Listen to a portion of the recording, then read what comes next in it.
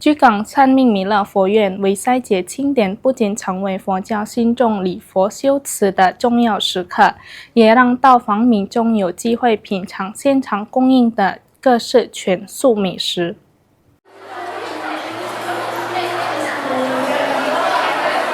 各种印尼全素美食，从居港特色佳肴到印尼各地传统美食，在位于居港17 Ilir区Semeru路的为赛节庆祝活动中精彩亮相。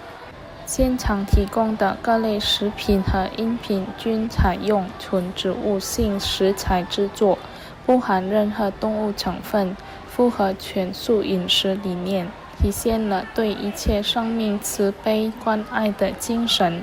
丰富多样的全素美食吸引了众多前来参加为赛节庆典的民众，参观者们纷纷驻足品尝，对主办方精心准备的各式全素料理表现出浓厚兴趣。除了作为宗教庆典的一部分外，全素美食展示也成为向社会大众推广健康、环保生活方式的重要平台。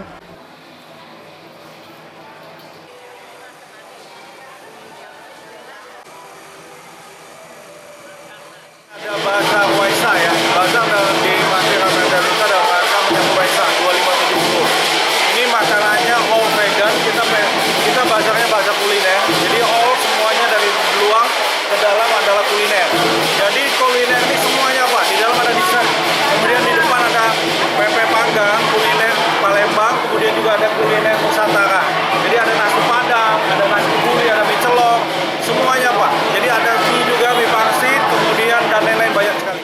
Merah Metro mengadakan bazar vegan selama 3 hari yang dimulai dari tanggal 29 Mei sampai 31 Mei. Pak, mungkin makna Waisak di tahun ini seperti apa Pak bagi umat Buddha? Tema Waisak di tahun ini adalah menebar cinta kasih, menumbuhkan perdamaian dunia. 通过这次全素美食展示，主办方希望为赛节不仅能够弘扬佛教精神价值，也能进一步培养社会大众团结互助的精神，以及对一切众生的关爱与尊重。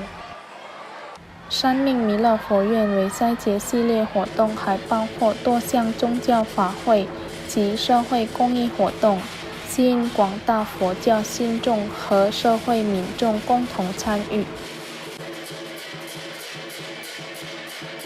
Tim Liputan PAL TV